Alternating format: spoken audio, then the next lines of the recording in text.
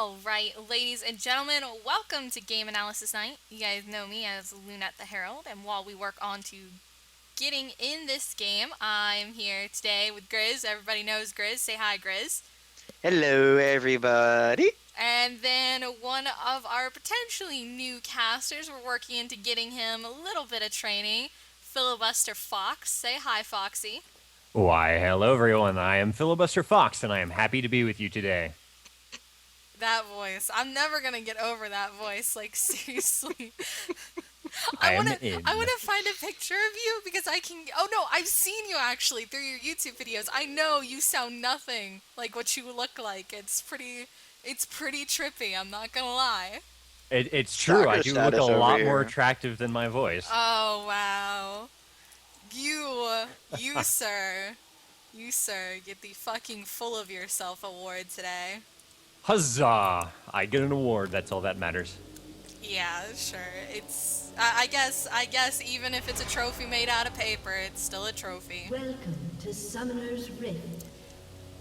Anyways, I'm gonna go ahead and line these champs up. You guys are into the game, so get talking about all that game analysis stuff, because it was really awkward getting a message today on stream. Just Grizzz Rage. Are you guys ready to do game anal tonight? Like what?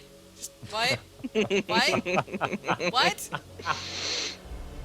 And then having to explain that to the stream as I just sit there dumbfounded for like the next 5 minutes trying to figure out what the fuck Grizzz just said to me. Oh, we've already got some action going here. We're gonna not see a whole lot, I think, from these jungles. They're mostly being defensive, it looks like. With a Jax in the jungle against a Shyvana in the jungle. I'm gonna give you guys a hint. There's one thing that you should be talking about right now, and it is definitely not the junglers. I'm pretty sure there's something important in this match, but looking through here, I think it's really that Sona. Yeah, let's go with the Sona. The Sona is fantastic down here at the bottom. There's this other character next to it, but I don't think anyone really cares about that. I'm not even talking about that. Did you even notice what Lulu picked up for items? Well, let's have a look. See, there's one thing you guys should be talking about, and that is it. Fantastic. See, Luna, I was informed that there was going to be an AP Lulu in this match. Hey, I was never grossly be surprised. misinformed. I thought there was going to be an AP Lulu as well, but you got in here, you see the item builds going out, and you're like, oh shit, it's an AD Lulu. Maybe I should start talking about AD Lulu. Any theory crafting you might know or be familiar with behind it, and then move on from there. This is how tonight works. This is how color casting works. And you know, you always go through the first buy items, look at what everybody's gone ahead and picked up, and then go, oh shit. Well, one of my favorite things about this AP Lulu that we see is, of course, picks. Picks adding extra damage to every auto attack. When you build up an attack speed-based Lulu, which of course any AD Lulu should be doing, you get a lot of extra damage just from your passive that every other AD carry is going to be desperately jealous of. Skill set's nice. A lot of slows in action. Indeed. Well, it looks like this AD Lulu did not get up to a good start here. Sona also dying in the situation. What do you think about the matchup between Thresh and Vayne against Lulu Sona? Early on, Sona is highly squishy. She's really squishy. They need to take advantage of her squishiness early game, but you know, with Vayne's also high ability to damage early on, it really balances that lane comp out. But if Thresh can get a good grab onto Sona first and pull her away from that Vayne and not getting themselves in a bad situation, definitely the Thresh or Lulu comp should go in their favor. Oh crap.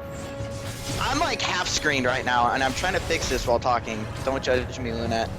Well, I'll talk right over you then, in that case. Well, one thing I think that's going to be a big advantage for the purple team in that matchup in the bot lane is that Thresh. That shield constantly out is going to help a lot against any sort of poke coming from Sona or Lulu. Thresh is always a huge annoyance when you're a poke-heavy bot lane. And we're going to see that come into play a lot, I think. Yeah, Grizzz clearly isn't watching the game, so I'm going to go ahead and step in until he's actually able to commentate, you know, like a smart person. Anyways, Vayne's really has a really weak early game. She's not going to pick up till she hits level 6 and gets a first or second charge on her ultimate. So right now, she's looking at a situation where while Sona is very squishy, unless she lands a condemn into a hook, she's not really going to be able to capitalize on this.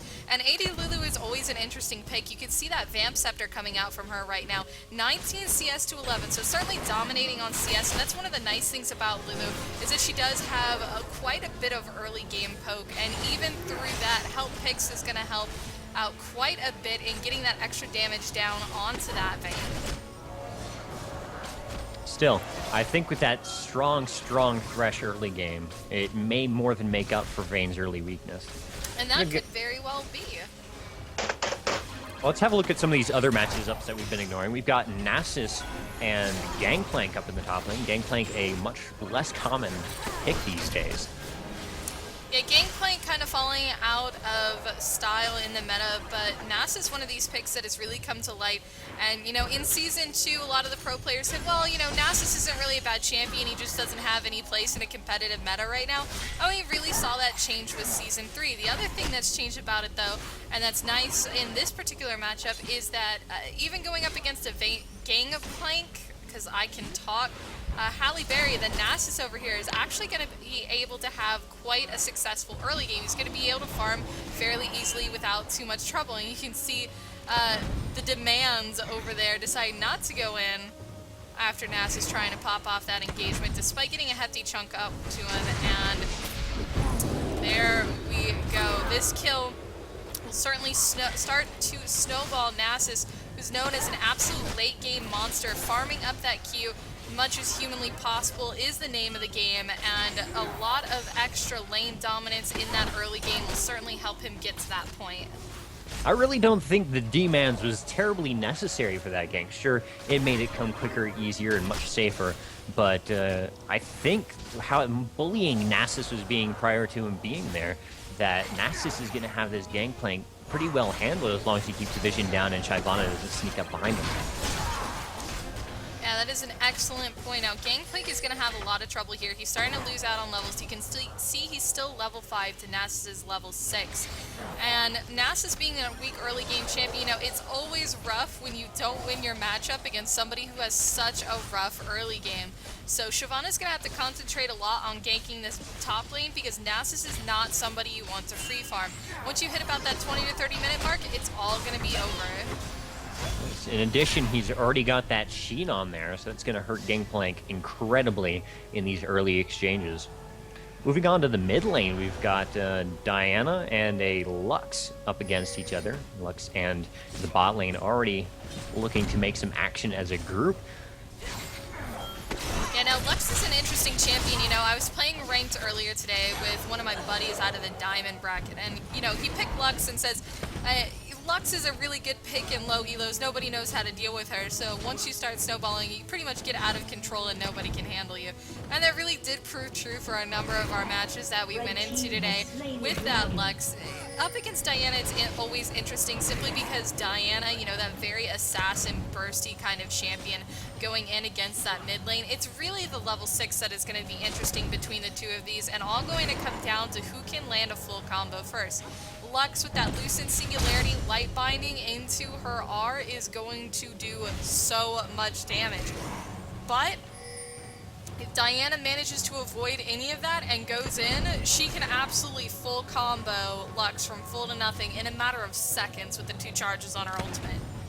If there's any mid I really favored a matchup against Lux right now, Diana is up there simply because of her gap close and the kind of tanky assassin builds that you usually see on her.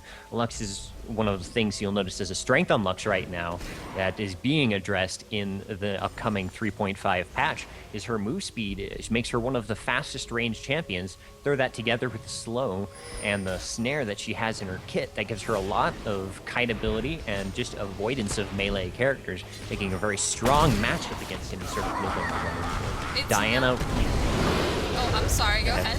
Diana, with her gap closers and her assassinate sort of style, is kind of a good counter to that, as long as she doesn't get snared too hard. is an excellent point, but the other thing that makes it devastating about Lux is, you know, you talk about her having this great base move speed. It makes her really kind of sticky, and, you know, it makes it easy for her to avoid, you know, these ganks and these engages, but it also makes it a lot easier for her to chase champions down. She's got a lot of chase potential as an AP mid, and I cannot talk today, but at 10 minutes into the game, it is 3-5 in favor of the red team.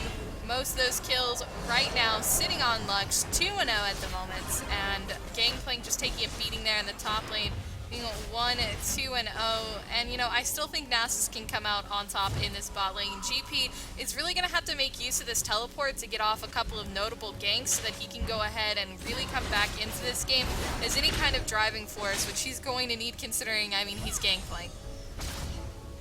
Yes, indeed. Well, Welcome back, by the way. Grizzz. Hey! I think I fixed it. Did you? Yeah, but one thing with Gangplank, if he goes to teleport anywhere, he's giving Nasus even more ability to just free farm and go ham, and the late game, that is just not going to be wise for him right now at this point. That is also an excellent point and something that I hadn't even considered, but you're right. If they do opt to go ahead and send Gangplank down to another lane to gank, they're just going to leave Nasus to free farm, and that's going to make him even more powerful in after the laning phase and in the late game. One of the things that I'm really getting irritated here seeing is this Jax just going completely ham, and every time he does, it never works out for him. He constantly is going in once his team already has taken a kill. He's died once trying to tower dive Lux, tried not to do it again, but still went in too deep and ended up dying. We saw some good play from Diana, followed by some bad play from Diana in that mid-fight right before Jax went right in. Diana wisely saw Lux miss the snare on her, so she goes right and does as much damage as she can, but when she started going, she didn't really get out of the danger zone with Lux. Then Lux just turned around and snared her, and Shyvana came in, and then Diana just died. When you're going to take advantage of someone who's got a snare like that, you've really got to do it right. You can't just half-ass it. You have to go in, you've got to take the advantage while the snare is down and get out of dodge before the snare is back up and you're in a dangerous situation that you can't handle. And we can see in the bot lane, Sona squishiness really coming into play here. And now that Vayne is above level 6, just having a lot of lane pressure and a lot of dominance, able to pop her ultimate, just go in, auto-attack her, condemn her into a wall, and that's just it. It's over. Unfortunately, you know, an AD Lulu doesn't really put out enough damage to deal with that. She's got a Cutlass right now. She's working on a Blade of the Ruined King, but Blade of the Ruined King is not an item to rush. Granted, it is as effective as a Bloodthirster when it gets up to about 1,500 health, the enemy target having 1,500 health. At this point in the game, there's no point in rushing it. Not a lot of targets are going to be above that health threshold. In fact, most targets that we're looking at now don't even have 1,000 health. So she's looking at a situation where she's buying an item that's not going to be effective for the next few levels, as opposed to something like Bloodthirster, which is going to give her auto attacks a lot more power now. Capitalizing on her attack speed does nothing if she has no damage to go behind it. Indeed. And the Blade of the Ruined King, I don't think isn't even the best choice for this matchup for an AD carry to be running. I mean, sure, Shyvana and Gangplank are going to be building up those health pools pretty well, and Thresh to a lesser extent, but Lux and Vayne really aren't going to be super healthy. A Bloodthirster may be more effective weapon against them. And then I get messages from people that I knew I was going to get messages. Grizzz, take it away! Okay. Well, the thing with Diana versus Lux in mid, the only reason this Lux is getting so big, this Diana's not that really skilled. She's absolutely running into every single skill shot Lux is chucking out right now.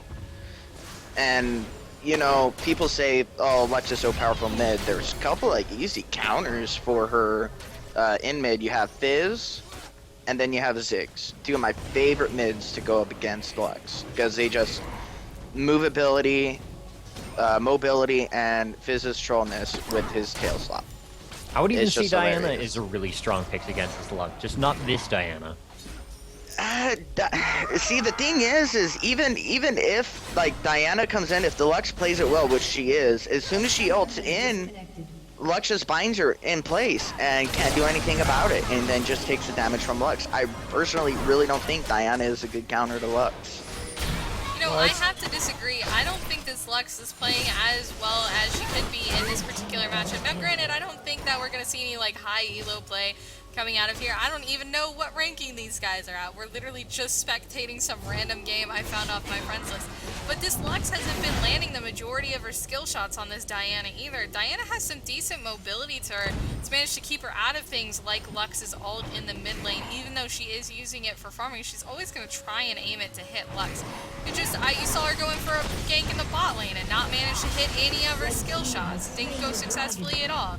You know, she's not necessarily a good Lux, it's just the champion allows her to pick up kills at this point. It's a very strong AP mid champion that's able to pick up kills fairly consistently throughout the game. Alright, she might not be able to land skill shots at bottom, but she's been able to land her skill shots whenever Diana goes to ult in to save her life. Yeah. Well, one thing I'm liking about this red team, sorry, I'm used to seeing purple and colorblind, is this red team is really taking good advantage of map awareness and objectives. They keep picking up these dragons, taking advantage of this weak bottom lane to gain more and more map control, and that's just putting them further ahead. 15 minutes in and they've got a 6,000 plus gold advantage. It's just going to dominate in their favor, and we don't see this changing anytime soon. An excellent point. And yeah, that was an excellent play by Thresh. He's chucked the Lantern beautiful into the bush after baiting them out by taking damage under the turret and going too ham on the Sona. And then bam, the box goes down, Gangplank comes in, and then suddenly all you see is, do I want a cupcake? Yes, I want a cupcake. Stop distracting me while I'm casting. But no, but with Gangplank's come down and bottom, it was really nicely played, but that still gave Nasus the ability to push that top tower now. Well, of course it is. I mean, Nasus is a late game champ. He's not going to leave his lane for ganks unless he has teleport or he's jungling. These are the only two instances where it's really okay for him to leave. And all the poor counter jungle Jax. But I mean, it's the only instances where he should be leaving his lane. Other than that, he should just be sticking up there to free farm as much as humanly possible until about the 30-minute mark. Besides, that trade for the purple team, the red team, was hugely advantageous, and losing an outer top tower in exchange for an inner bottom tower, I'd take that any day. It just gives you later Baron control. And that is another point, is that the map control is coming out from these exchanges is going to be really important. You know, you've got Baron, it's 17 minutes into the game. Baron's going to spawn, and in about the next 5 to 8 minutes, we're going to actually start seeing some action around there if the match even lasts that long. And I say if because in 3 minutes we're going to see the potential surrenders coming out. Now, here we go. Unfortunately, Lulu's still not having a chance to finish his Blade of the Ruined King. Now, had she only stuck with the Vamp Scepter, not gone for those double Dorans, and had her boots won on top of... Oops. Camera issues. On top of the gold she has now, she very easily would have gotten a BF sword. And she needs kind of that oomph right now.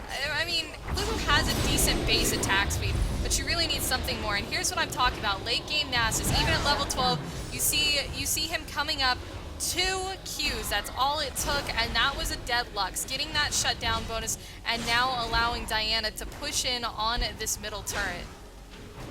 Unfortunately, that's a scary thing with Nasus. Yeah, that's why he's so good right now. But it's not that he wasn't ever good. He just fits better into this meta right now. The Nasus is a beautiful thing to see again. I've very much missed the big dog myself. Well, he was still pretty strong before. It's just his ability to farm up his skill was so terrible. But now with the changes that they've done, I mean, it's beautiful. Look at him pound on that Shyvana right now. Not even given to Hex. Not to mention, of course, Wither being one of the most incredible powers, in my opinion, in the game. I can say safely after seeing what I just watched that we are not watching a high elo game right now. I mean, I'm sorry. It's also platform. Oh my god.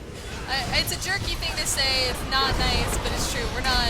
We're not watching high elo play. Ladies and gentlemen, I think we'll be lucky to watch bronze. I'm pretty sure this is some normal games right now that we managed to stumble across through my friends list, but essentially what we saw there was you know, Vayne taking her ult off, Lux going for the light binding that didn't hit, Shyvana going in, you know, everybody popping everything to try and go in for those gap closers against the Nasus and the Diana there, but nobody managing to land anything. They still got them, of course they did, because they were really low and pushed out way too far, and you had Thresh in there coming in. He's great for that kind of work, but, you know, just not seeing some very high elo play right now. Everybody's kind of...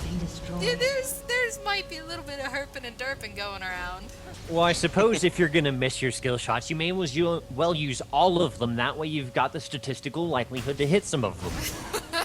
See, that's the problem with Lux, though, because generally when you're firing off your skill shots, they're all going in a straight line. Yeah, I can tell right now this is definitely not high elo play just by what this Nasus built for his second item. That Okay, brutalizer. I was talking. Yeah, a Triforce has really fallen out of favor on Nasus. We saw it really sustain a number of nerfs into Season 3 and then fall out of favor immediately after. Now here we go. GP ult out, and I'm sorry, I cannot resist. That Lux will absolutely get obliterated. And Vayne coming in here with her ultimate pop, the crescendo coming out, and now Diana coming in. Vayne exhausted, but going for that tumble, and invisibility will not save her as Nasus comes in. And now we see the turn on to Shyvana here. She will get shut down for the double kill on Nasus. We see his late game power, but oh, Thresh, you are not getting away. My dear friend, you will fall as well. Diana picking up that kill, and now this turret about to go down. I'm sorry, I couldn't help myself. I have to just admire that Shyvana's cojones to just ult right in on the entire enemy team when they've already beaten your own team. It's You've never seen me play Shyvana, have you? Like, we got into a game analysis night at one point. These guys were, like, evaluating low elo play, and I ended up sending in clips of myself playing Shyvana. These guys tore me a new butthole. It was terrible. My problem is I always initiate way too far ahead of the rest of my team, so it's just me 1v5ing, doing tons of damage, and wondering where everyone else is. Nice. Nice. Yeah, and while they were able to push that turret down, but you do see Gangplank coming in on the back push, and Jax going down there to try to counter that, but this Jax is just so far behind from his disconnect that this game is highly, highly in Red Team's favor right now. You know, picking up that Blade of the Ruined King to try and get him back into the game wasn't necessarily a bad idea, but he can't survive the engagements in the first place, and being up into melee range is just not something that's going to work out for him. I really would have loved to see something a bit more tankier on him so that he could actually get up into these engagements to at least land a stun or two. And like I said, within the next 5 to 8 minutes, we're going to see a Baron on the board. It's exactly what we see. Diana coming in and getting melted, and now the advantage is really spiraling out of control for the red team. It may even compensate for Nasus trying to put them back into this game. Yeah, Oh, Jax, that was awesome. That's my kind of ulting going on right there. Yeah. But like what I really would have liked to have seen right now, after, especially on Nasus, after building his Triforce, would have been a Sunfire Cape. If Jax would have had a Sunfire Cape, he could get those stuns off right now. No, I agree. Sunfire Cape would be a fantastic item built on this Nasus right now. This Yumu's, okay. I'm not terribly fond of that as a choice for a second item in this situation. Looking at his team, their tankiness consists of exactly no one. And it would be nice to see, other than his ult, him having some ability to just go in and have an unavoidable presence. That kind of bulk tankiness, along with his area effect damage and that Q strike, would make him an unignorable target, allowing Lulu to actually live longer than half a second and do some DPS. Well, the thing right now, Blue Team's major issue, they have no presence with the lack of tankiness. You know, Diana usually is typically built tanky, but not seeing anything really come out of her tank-wise. Nasus, you always build a damage item first. Typically Brutalize or is a good one first on him, or even Bloodthirster. Then you build tankiness, you build Warmogs, you build, you know, Sunfire, and you run in to the middle of an enemy team because your ult grants you more damage. And when you're ulted into the enemy team, you have all that extra damage coming out, but you're tanky enough to survive. And this Nasus, even though he is already creating for 890 on players is just not going to have that long sustained survivability because he's going for nuker Gnosis, not tanky nuker Gnosis. This blue team has built 2 Blade of the Ruined Kings now, both on Jax and Lulu. Nice seeing preference to that item. Still, that's going to help a lot against this Shyvana, especially later on once she continues building up those health items that she inevitably will. But for now, those... I can see it okay on the Jax, but Lulu, I really wish she had built something else to begin with. No, Bloodthirster. Bloodthirster on her, you know, start off with the Vampiric Scepter, then get some attack speed, then finish off the Bloodthirster.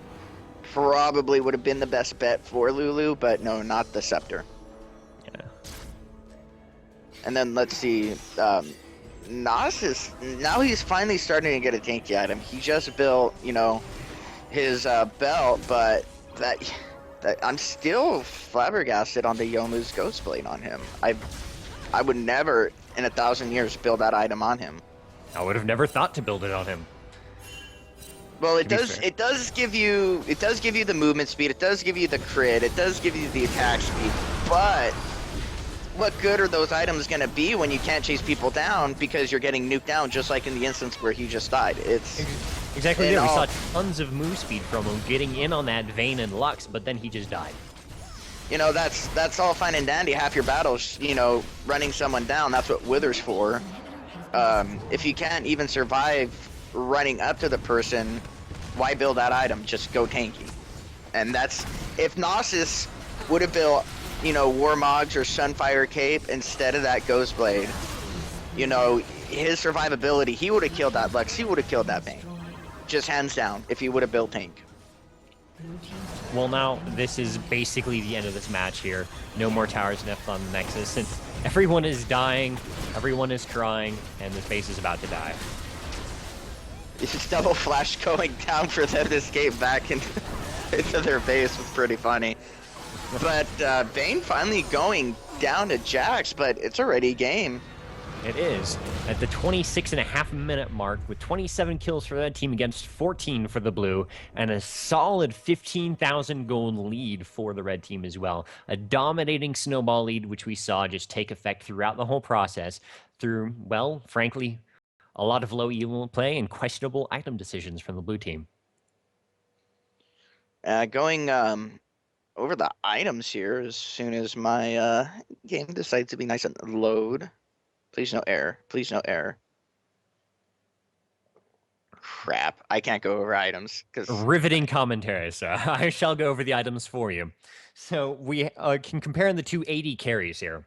Vayne with the Infinity Edge, the Blade of the Ruined Kings, a couple of Dorans and some boots against the Blade of the Ruined King, the same boots, and the BF sword towards perhaps that same Infinity Edge on the Lulu. Maybe she was going for a Bloodthirster instead. It's hard to say. I cannot predict what Lulus think. They're all completely insane.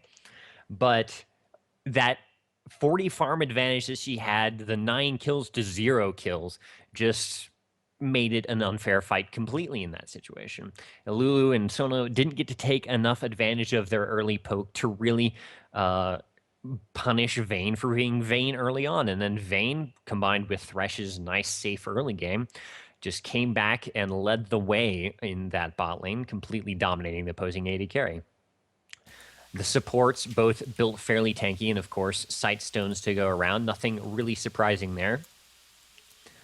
In the jungle, we have more Blade of the Ruined King from Jax, as well as some tankiness. Pretty straightforward build there, with Shyvana going Trinity Force and building towards what looks like a Randuin, but didn't quite get to finish it. Trinity Force is an interesting choice on Shyvana. I play a lot of Shyvana, and I don't really like it.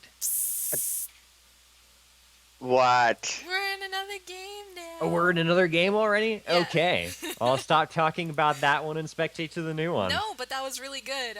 This is a kind of back and forth that we need to continue practicing on. I'm actually going to get Malphus in here to kind of sit here with you guys, you know, have a little bit of back and forth, and then oh, I'm going to line up these champions first before we get into anything too major. And then what is it?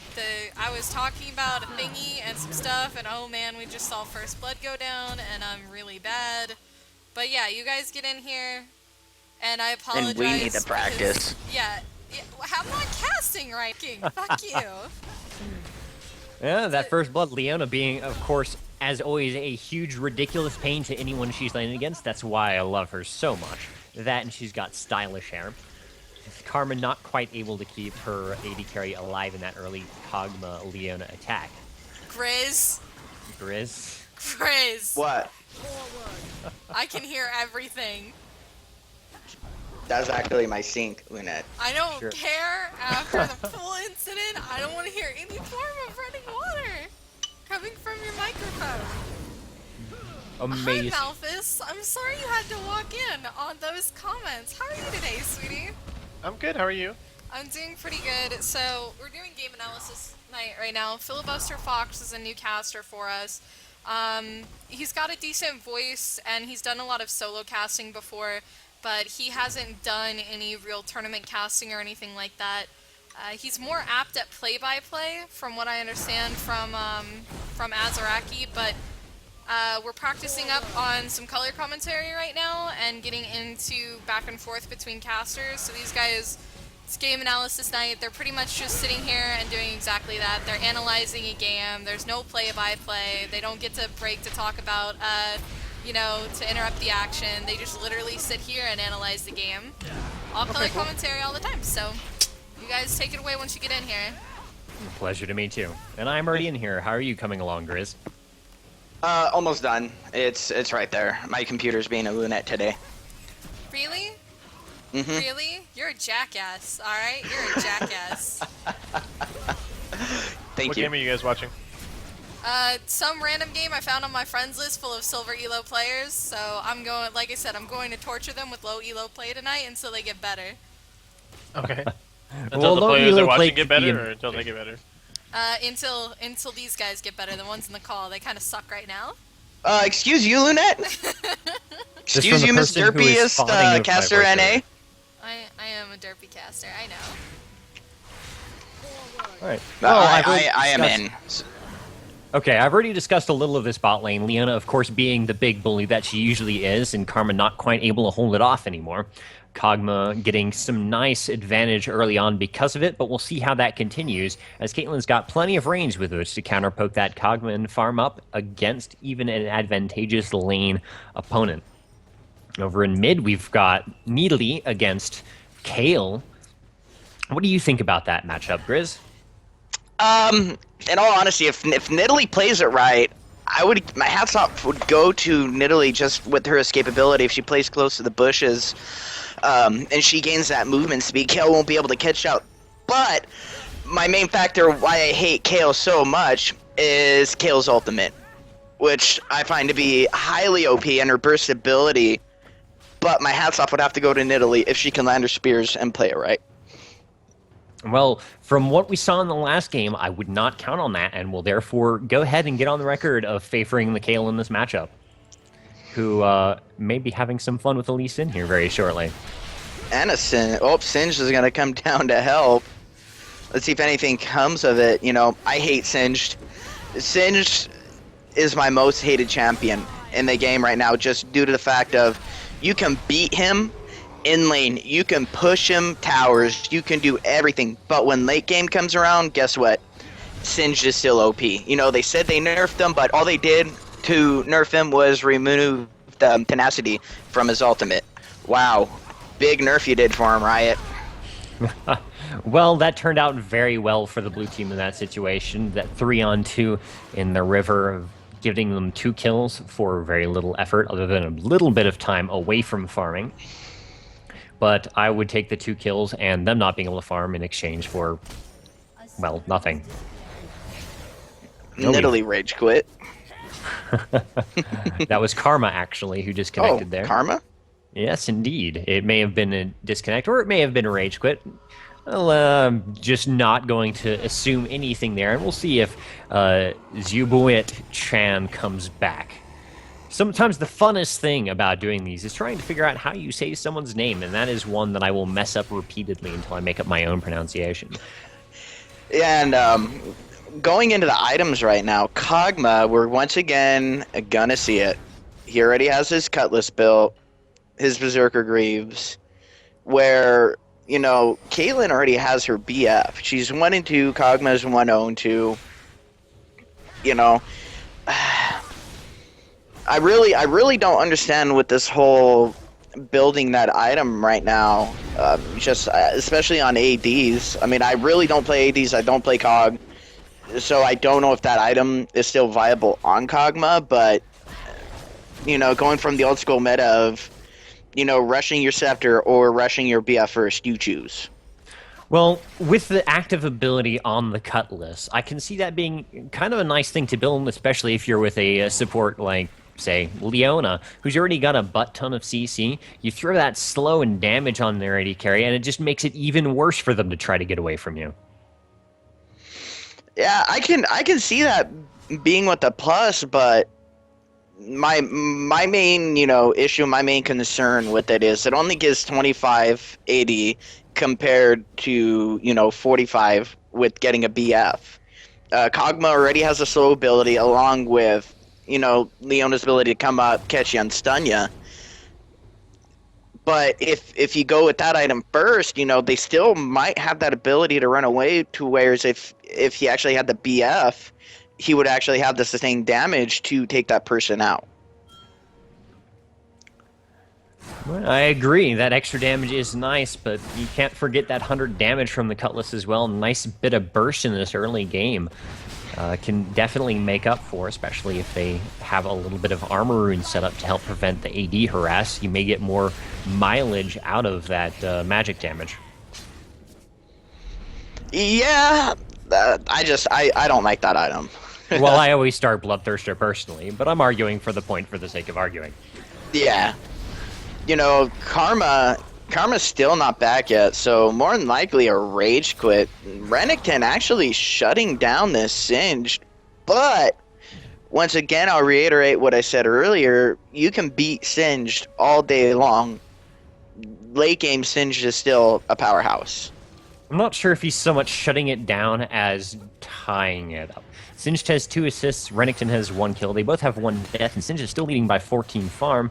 Renekton's not getting able to farm after that fight because he had no health left. That doesn't... It just slows Singed down. I don't think you really shut him down in the least bit. No, I'm just saying you can shut a Singed down, but late game, he will still come out on top. Gotcha. I unfortunately do not see that happening for the red team this game, though. No, especially with Caitlyn having the solo lane, actually doing a very good job, even though Kog'Maw is almost, you know, 20 CS above her. We are into the tower dive danger zone. Leona more than able to tank the tower unless he keeps getting shot in the face repeatedly by Caitlyn and not actually initiating. Caitlyn did a very good job there. Instead of, you know, focusing minions trying to get her CS up, she went and she started putting damage onto that Leona. Because as we all know, Leona's going to be the first one to initiate into that. And she's like, well, guess what? If you're going to initiate with the gank on me, I'm going to drop you down low enough to where tower will probably kill you. But hey, I will die. It'll be a 1-for-1. It definitely gave very good very good props to that Caitlyn there for that move. And now we do see Karma reconnecting here, so hopefully all connection problems will be resolved, and this level 4 Karma can get back to lane and help this Caitlyn do a good job. I'm very fond of how this Caitlyn's been playing the few times I've been watching it, so I'm excited to see what comes of the spot lane. Yeah, and then going back up the top, going over items, you know, Renekton already coming out with the Phage boots. Singed coming out with the very obvious, you know, starting out Tear of the Goddess, Ruby Crystal, Sapphire, more than likely going to be picking up a Catalyst there to continue on to the Rod of Ages. Very typical Singed build. Amumu's trying everything he can to get the gank off onto Singed, but with Singe's ult popped, you know, run speed increased, defenses increased, regen increased, everything is increased. He's one of the harder champs to actually tower dive. Indeed, and he almost picked up a double kill because of it. They were both very, very low. And hey, here's Lee Sin to make it happen. Yeah, very good play by Lee Sin, but he will go down to it, but allowing both of them to go down. So it's a 2-for-1. You know, this early on, 2-for-1, yeah, I would say go for it. It was worth it. But now that Kale is up here. Singed is in a danger zone. Singed either needs to suicide, or if he has a flash up, and if he had flash, he's probably running Ghost on Singed. Let's Fine, see he's here. gonna Yeah, easily and get it's already suicide. down. He's suiciding. No, that could have been a dangerous situation. He would have been a 2 for 2. Or, I'm sorry, a 3 for 2. No, made a yeah, very- 2 for 2. He made a very good decision in that bush, staying near the top, knowing that Kale would try to cut him off to escape to his tower. He was able to run the other way and use his move speed advantage to get right to those towers to suicide. I liked how patient he was with the Kale, coming to the right position, didn't make any mistakes by panicking or trying to act too early until he knew it was happening. Well, he could have escaped if he didn't stay, you know, as long as he did around that turret. He probably could have backed away in that bush, but then again, he did the right thing and suicided instead of giving up a kill. You know, beautiful all coming out from Leona, catching 2 members out. You know, the red team's lane dominance right now, just in general, even though Karma did have that disconnect, it's still highly in red's favor. You know, they did pick up the Leona, but the team's cut off right now with Kale right there, just keeping the minions pushed back. Now she's in a danger zone, having to flash away. Caitlyn actually picking up that Kog'Maw, but we'll probably go down to a Mumu. Some nice play from the Caitlyn still, maybe a little bit difficulty when Kog'Maw had gone in the bush, costing her precious time in taking that kill before Mumu could come help, which did involve her getting killed. If she had managed her movement a little better there, she could have gotten in the bush sooner and taken advantage, killed Kog'Maw, and had a better chance to get back to the tower. Ely did come to help, but instead she's just getting to farm, which is always nice. This is a final warning to both of you. The next person to say danger and or danger zone will immediately be ejected from this cast. That is all. Please continue. All right, bro sight. Okay, no more saying the D word. Now that we're moving out of the DZ, we'll go right into the top lane once again and have a look at the Singed, who is going to be very amusing in this situation. I think, for the remainder of this match. Singed, a very amusing character to play while listening to perhaps the Benny Hill theme as you just run around trolling people. I mean, didn't Dyrus say in a review how he enjoyed just trolling people with Singed? That was why he was this pick? Oh, absolutely. I mean, you build and take, you know, you get Rod of Ages, you build Wormogs, you pop that ultimate, you run around in circles laughing the entire time. And then, going back to item builds, Kog'Maw finishing up that Blade of the Rune King, building a Cloak of Agility. Caitlyn finishing her Bloodthirster and her Berserker Greaves. You know, Kog'Maw's CS is almost 60 above hers, and Kog'Maw, you know, does have 1 less kill than her, but I still think that if Kog'Maw actually would have started off with Bloodthirster, he would be, you know, a couple more kills deep, because he would just have that extra sustained damage. Even though you do get the proc from Blade of the Ruin King for the extra damage, you know, 15% of the champion's maximum health, but right now, Caitlyn isn't sitting on a lot of health, so it's not going to be that great. It's not going to be that much of an advantage, which is why I like to argue saying Blade of the Rune King isn't a good item early on, unless you're fighting a team full of, you know, health-heavy champions. Renekton still struggling to do anything, now 2 levels behind the Singed in the top lane. It's going to be normally Renekton with a very strong early game, getting ahead and just keeping that advantage through the mid game. We're seeing a lot of trouble for him here as he's not able to really deal with Singed anymore. And unfortunately, that's the way it is with Singed. If you even let him get any kind of advantage over you, anything, a kill, an assist, you know, 10 to 15 CS, Singed just comes really hard to shut down. He comes really hard to shut down at 6th period. So, you know, if you haven't been able to shut him down by level 6, and your jungle isn't coming up to gank to try and stop Singed, you know, I shouldn't even say stop, to slow him down a bit to allow your team to try and get above him, it's already game. One thing I have to point out as a support main that really I find much more interesting than any kind of exchange in mid that's going on right now is if you look at the ward coverage from both teams. Other than this ward that Singe just put down, there were absolutely no, well, 2 wards just got put down, actually, but just a moment ago, there were absolutely no wards for the blue team, and the red team had plenty of wards out, 4, including a pink in the bottom tri-bush. And this map control, along with the lead that they have, with the exception of top lane, is going to give them a lot of potential damage here in map control. They're not really taking advantage of it by going for dragons. They've been doing a little counter jungling, trying to steal the opposing red and such like that, but I would like to see some more, well, advantage taking, I suppose is the only word I can think of it, opportunism from the red team in actually using this map control they have. Yeah, absolutely. Bear with me here 1 second. Not a problem. You know, blue teams, all in all, effective team play and their escapability with the Mumu's ult is just so high right now. You saw that 3v2 with the Mumu ulting, doing a perfect ult to get the disengage down to stop them and getting away. I just think red team, purple team's comp right now is a lot better, even though they do have that powerhouse Singed. I agree. And Amumu is doing a very good job this game. He's 3-1-5. He's got 74 farm, which is much more than Lee, but not bad in all things considered, but it is still a little bit on the low side. As a jungler, that can happen quite often, especially when you're 3-1-5, busy killing people instead of farming.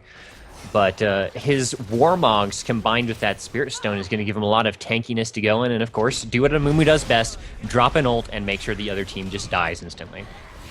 Yeah, unfortunately, for this Caitlyn, her actual playability, she is a very good, well, I shouldn't say very good, she's a pretty good Caitlyn, but with that Karma disconnect and Karma not even coming back, just sitting there, probably AFK because I didn't see the disconnect in base, you know, has put her behind, and there's a disconnect. Allowing, he just starts walking out and disconnects immediately. Yeah, allowed purple team to push out, and unfortunately, you know, they are down 1 person, but Singed, with the items that he has right now, already having that Rod of Aegis and a max out tier Goddess, you know, that's how much I hate Singed. He's just such a strong champion. He could make up that deficit for not having a support.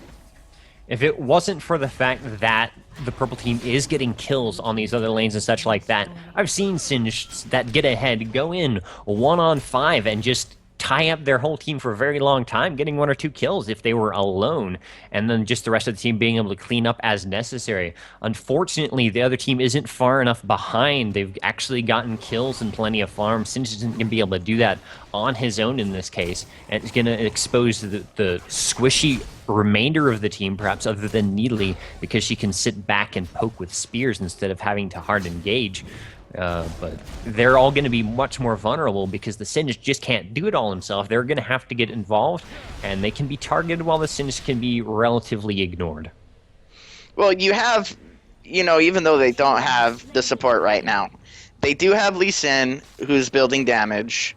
They still do have a very good mechanic-wise Caitlyn. We do see Karma being only level 6. You know, hey, they got a Karma. There's a body for them to focus while everyone else deals damage.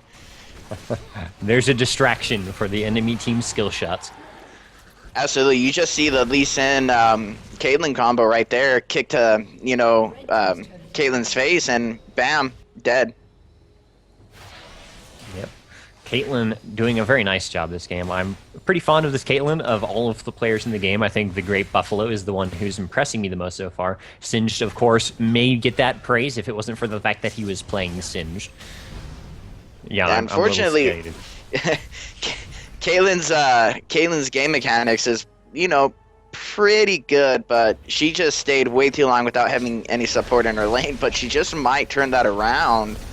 And it looks like she does. Here comes down the team engagement, but like I said, Amumu, instead of using his ult offensive, used it defensively there.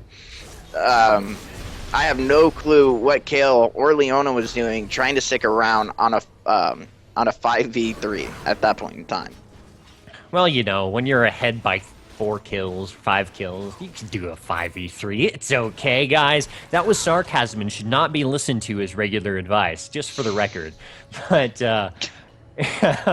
this Leona, very brave in that engage there, thinking that they had caught them out. They didn't have vision on a lot of the other players in that fight. I don't think they realized that all 5 of them were right there. They were trying to pick up Caitlyn, who was near the blue buff and all alone. But by the time she finally caught up to Caitlyn, suddenly there were 5 from the blue team.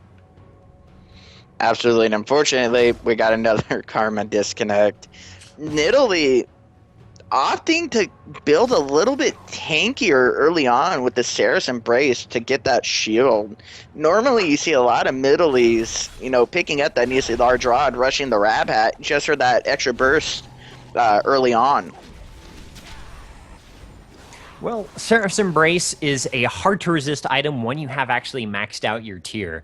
It may be a psychological thing. You see that maxed out tier sitting there, it's like, ooh, I wish that was a Seraph's Embrace. And there are other things I would have preferred. It's like, I gotta get the tier gone. It's gotta be a Seraph's Embrace. But I agree with you. There are better things to perhaps have built on that Nidalee, as you so aptly put it. Hey, here's Karma back once again, hopefully with a more stable connection. I say hopefully when I should say doubtfully, but we'll go with it. I call doubtfully. And then we look at Kale doing a real typical obvious kill build, picking up that Nasher's Tooth along with the pickaxe and a blasting wand. A lot of AD damage on Kale, not favoring the AP in this case. It's going to be very nice for this split push coming up. And by split push, I mean team push, I suppose. There are 4 of them there. But not much from the blue team is in position to stop this. They'll have time to get the 2 who are mid there, but Caitlyn's way too far off to help in the defense if purple or red team really makes a concerted effort at getting this top tower, which it looks like they don't plan to. And in personal opinion, Caitlyn's doing what Caitlyn should be doing. Out of bottom, by herself, just farming up, trying to get, some more access goals so she can get built, so she can start dealing more damage in team fights. Yes. Split push and farming, my old motto of whenever I play anyone who's anyone, really. But you have to be prepared to get into your team fight when a fight is necessary. And this is one of those situations. Is actually here for it. It's 4 from the purple team pushing up, and we're seeing not a whole lot of defense capability from the blue team. They're just a little behind right now. They do have defense, it's just Singe took his time. Singe should have popped his ultimate and ran in there to disrupt them, taking out that tower, but he popped it way too late, already had the damage down onto him, and was really ineffective in that team fight.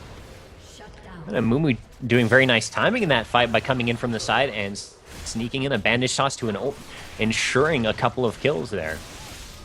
Unfortunately, that's one of the things with the Mumu, is no matter what, a Mumu could be a level down, 2 levels down. You just need a Mumu for that ultimate, just for that little team disrupt. Exactly. So we've got the surrender 5-0 at the 26.5-minute mark, 19 kills to 12 in favor of the red team with a 7,000 gold lead, almost even. Let's see, hopefully my League of Legends doesn't crash out this time. Alright, can you guys hear me? Unfortunately, yes. Oh, shut up, Grizzz. You shut your mouth. Anyways, that was really good. There's like a seriously long list of some analysis given to you guys during the match of your color casting and some of the things you need to work on. Fox, I need to continue working with you because you are the newest caster. Grizzz, there's some notes there for you to work on, and I'm going to be swapping in Kuro to work with Foxy so that he can go ahead and meet him, introduce himself, yakety yakety yakety, and I can go ahead and tear you to a new butthole about what you need to work on. Ooh, kinky. Oh my. Bye, Grizzy Poo. Laters. Alright, I'm gonna find you guys a game, and I cleaned out my friends list the other day, and I literally just removed everybody's, it's not the summoner name, it's the actual account name that didn't look familiar under the offline list. Apparently random people have been getting removed from my list, like, all day. So, let's see here. Oh, here we go, playing a game as Zyra for 3 minutes. Well, let's see if we can find you guys somebody who's not totally terrible. Alrighty then. Gordon Ramsay's a pretty good player, and he's playing as Thresh, so let's go ahead and spectate his game. I'll figure out how long it's been going on. And yeah, you guys are gonna get torn new assholes on your casting. It's gonna be awesome. So given that this game hasn't gone on too long, oh holy hell, this is an actual 5v5 game. This is gonna be great. Oh, excellent. No more disconnects. Yeah. Well, Gordon Ramsay is one of my duo queue partners. He smurfs with me sometimes, and oh my god, he's an awesome player. Bear in mind that 5v5 banners do not actually reflect normal elo. He's either a plat or diamond player. I think it's either mid diamond or high plat, if I recall correctly. He's really good. So let me just see how long this game has been going on, and then you guys will get in here, and then me and Malthus are gonna sit here and poke at you guys and laugh. Fantastic. Yeah. Aside And from for the the laughing record, part, this is going to be one of my first times ever really play-by-play casting. No, Yay. you'll be doing color. It's game Oh. analysis. I thought he was going to be... Oh, huh. No. no Well, play-by-play anywhere. Yeah, no play-by-play anywhere. Sure there is. Nope. Let's see You've here. got to This have game is guys too that- far in. Alright, this game's too far in. I'll go ahead and find another one. Yeah, this is mostly back and forth, but we'll be working with you guys and making sure that you're all pretty and polished and everything like that, because I'm going to, over the next couple of weeks, start holding my casters to some higher standards. Granted, I'm not going to be as available as I really want to be, but this is why I'm here, just so I can show a good faith. Let's go ahead and find somebody. We could always spectate me. Yeah, but that kind of defeats the purpose of you being here. Hell no, I can commentate on my own crap and say, oh, look what this dumbass jungler is doing. You can do that 3 minutes in behind in sync. Yes, I'm awesome. That Alright. delay. I'll have my laptop sitting right here on spectator mode so I can play and then be like looking at the screen the whole other time so I can just cast on myself 3 minutes in the past. Oh, I have to hit the quit button before I can do that? That's stupid. There we go. I got a game for us to spectate with one of my other buddies. He's constantly always bugging me, so I'm going to sit here and laugh at his gameplay. Team comps are as follows. For the blue team, we're going to have Timo, Olaf, Janna, Caitlyn, and Kazak's purple team will have Katarina, Jace, Zach, Varus, and Elias. So you guys will be go ahead and getting in here in about the next minute, and then you'll be able to take over and talk about all the pew-pew-pews and all the stuff and all the good kind of crap. Sweet. Yep, The good kind of crap being the best kind of crap to talk about. exactly. Because remember, it's only as good as Apollo's turd. All right, you heard it here first, ladies and gentlemen. Anyways, so for those of you who are just joining us or have never done anything like this or don't know what we're doing, this is game analysis night. Essentially, we stick 2 casters in here, and we don't let them do play-by-play. You guys can see the action and everything that's going on in the game, but we literally just discuss the mechanics. So everything from the champions themselves to how team fights could have gone better or worse, dissecting the gameplay itself, as well as things like item gold and everything like that. So it's no play-by-play involved, and it helps casters get polished up on being able to have a coherent back and forth with one another, as well as making sure that color commentary is up to par. And the best treat for our viewers is, of course, my voice. Wow, you really are full of yourself. Stop it. Maybe I Stop should try it. and match it. Oh, Oh yeah, my go God. for it. If you can pull off my voice, it would be amazing. It would Foxy. be amazing. Oh, I'm wait. going to I've slap just you. read that if I say something stupid, I'm going to be verbally slapped. Awesome. Which is I should prepare my face for verbal slapping because, oh my, I just said You're- something stupid. Well, you're not in game yet, so it's okay. You're not. You guys aren't casting yet. It's cool. It's cool. okay, your picture is all the reason why I need to verbally slap you. All right, let's go with that. You guys can go ahead and spectate off me now. We're in the delay, and you guys can go ahead and do that and see the champions. And when I get done with this sentence, you guys will be getting into this. So have fun, don't fuck up, and remember to pay attention to this call in Skype because we're going to be critiquing every last thing you do. Okay, that means I'm gonna have to tab a lot then. It's a good thing you're not streaming. Yes, it is. So, on the blue team, we have a Teemo, an Olaf, a Janna, a Caitlyn, and a Kha'Zix. I'm assuming, based on the masteries and the champion setup, we're going to see Caitlyn Janna bot against the purple teams. Varus and Elise looks to be the support. In the jungles, the blue team will be featuring Olaf, and the purple team will be featuring Zac. Up in the top lane, we'll see more than likely blue team have Kha'Zix up there against purple team's Jace. And in mid lane, we'll have Teemo against Katarina. I'd kind of like to pit the Kha'Zix versus the Katarina, though, mainly because the meta that has been started early Season 3 was sending the assassin, aka a bruiser, some kind of AD bruiser, or an assassin, as I've been repeating myself, going against an AP mid, and they usually come out on top. Plus, Teemo I've always seen in the top lane more so than mid lane, so I'm putting my bets on opposites. Well, I believe you are correct and will rescind my previous bet. But I will hope to see whatever they come at, because it should be a very good game, and I'm looking forward to seeing it. Absolutely, considering the majority of the purple side's team comp is ranged, or they have very high range capabilities. Whereas you have Jace, who can be ranged, you have Varus, who's ranged, Elise has some range skills. Obviously, Zac is just a ranged bullet by himself, and Katarina can be wherever the heck she wants to be on the map. And there is a lot of potential for a very surprising jump over the wall between Elise's jump ability, Zac's jump ability, Katarina's jump ability. And, well, that's it, really, for the jump abilities. Everyone else just has the long-range poke that they can use, but a nice ward over the wall in the jungle and a surprise on an unsuspecting opponent could leave someone very, very painfully dead. Speaking of dead, I think that hamster in Jace's computer is. Well, still waiting on Caitlyn as well. Can't say much for either of their computers. Those poor hamsters. Now, back to something else. What's going to happen is what I perceive, that the purple team is actually going to be doing a lot of poking down when it comes to tower fights, because that's what they are built around. They're built around doing nothing but poking you down and then initiating on you pretty hard, either with Zac slingshotting in or Jace just going Leroy Jenkins. Now, I'm looking at this blue team, trying to find some sort of synergy for their team fights. Of course, beyond the regular AD carry plus peel support or things like that.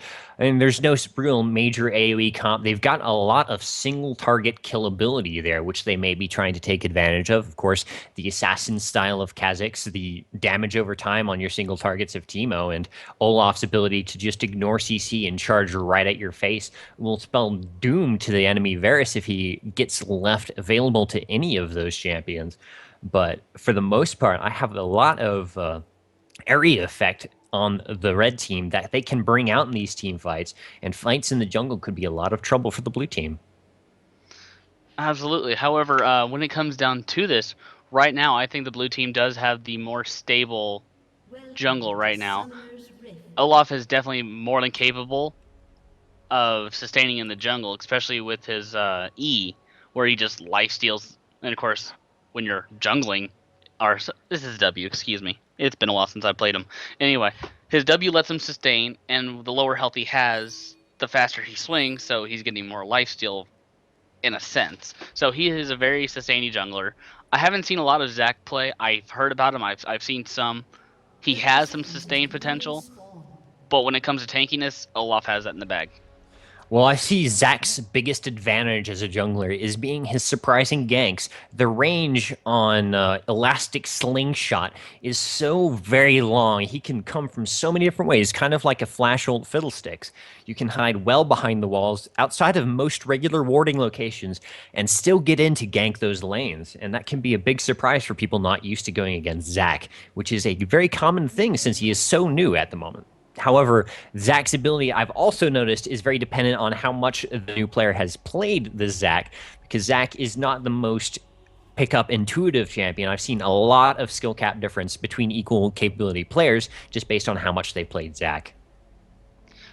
I'll take your word for that. However, we're seeing something kind of unusual. Obviously, Janna is a normal support. You can see her mid lane or support her normal roles, but something that was just kind of brought to my attention, I was paying attention to it, I have it lined up, but Elise support. I've heard of it, I've seen it once because I was the one playing it, But let's talk about that kind of potential. We have a lot of range poke capability, like we said earlier, but now there's 2 of it in the bot lane, between Varus and his snipe, which goes through everything, and then you basically have a heat-seeking spider from Elise. Your comments on that? Oh, I love Elise support. It's actually one of my favorite supports to play. I spend a lot of time supporting. Elise is certainly up there with the most fun. She's not necessarily perhaps the most effective compared to some of the more traditional supports because she doesn't have the sort of sustain that she can help her out her AD carry. She doesn't really buff at all. She's all about the kill lane. That stun, very effective, along with a consistent poke on the Q. With the percentage health from both levels of the Q, switching to spider mode to quickly finish off your opponent can give a lot of damage, and if they can get in close and do this damage and maintain the long-range poke throughout the whole landing phase, they can pick up a lot of advantage here. Janna, very good with the peel, but the peel doesn't help when Elise can simply just go into spider form, jump out of the map, and come down on your AD carry. Absolutely. And what I just saw in mid lane was a great example of that mobility that you were talking about earlier with Zac. He slingshot in, caught Teemo by surprise. Teemo had no idea he was there, even if he did have a ward, which he does on the top side. However, we got to see that kind of gameplay where he literally just slingshotted all the way over and got a surprise attack on Teemo. So there's that mobility that we were talking about earlier. Let's go ahead and focus on the top lane, though, since we've hit just about every other major lane at this point. Who do you think is going to have this advantage? Are we going to see the Kha'Zix take it away when I was completely wrong and dissuaded you, or are we going to see Jace? Well, you know, I generally favor Jace in this matchup. He's going to be weaker early on and making up for it with that Zac poke there. If Jace can get a little bit of a head, which he is now, he has a very strong advantage due to the amount of damage he can poke out just with his basic poke, throwing down that jump gate and just sending his ball of death over, as I enjoy calling the lightning field. Just the giant ball of death. But, I mean, that's a lot of damage for Kha'Zix. Kha'Zix has that sustain when he evolves his W and gets up close, but when he gets close for that, he's just going to take more poke, and it's not really going to be worth it to him. He's got a lot of capability to take advantage of junglers coming in, but he's also got some vulnerability to it.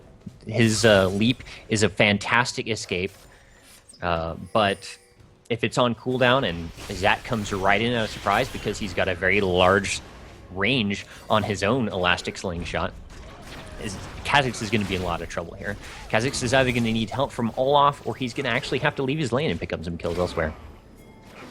Absolutely, and as we see in the bot lane, Zac's ganks aren't all that deadly. They can be intimidating, but what they could maybe work on is not have the graphics show exactly where he's going to be, because he literally points to the center of his arms of where he's going to land. So you know exactly where to dodge away. That's as long as you can see him, though. Yeah, the trick is to come from areas they don't have warded, like over by the tri-bush on the purple lane here.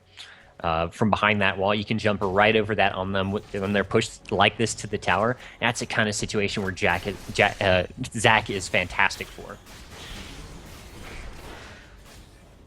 With respect to his ult, I don't know if you've seen it in action, but Zac going right in with the slingshot and then using his ultimate right on top of the enemy lane, it deals so much damage, and it's got some percentage health in his attack.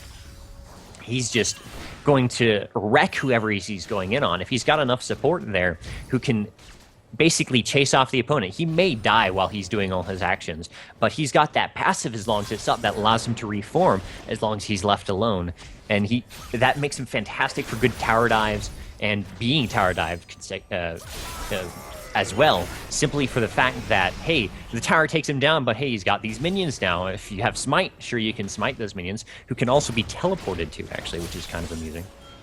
But it allows him to really extend those fights. If they focus down Zac, well, they have to keep focusing him and ignore the others if they're going to make sure he stays dead. Absolutely, and I think that's what they wanted in this. They wanted another Anivia effect. You had to focus someone else down. They acted as a taunt for the rest of the team, yes, as a choice of risk.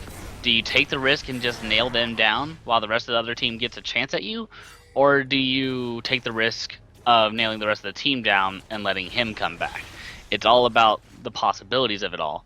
And right now we've Zach setting up for using his electric slingshot in an unusual location, making this tower dive possible. Although Jace apparently had it well covered. Barely. Yes.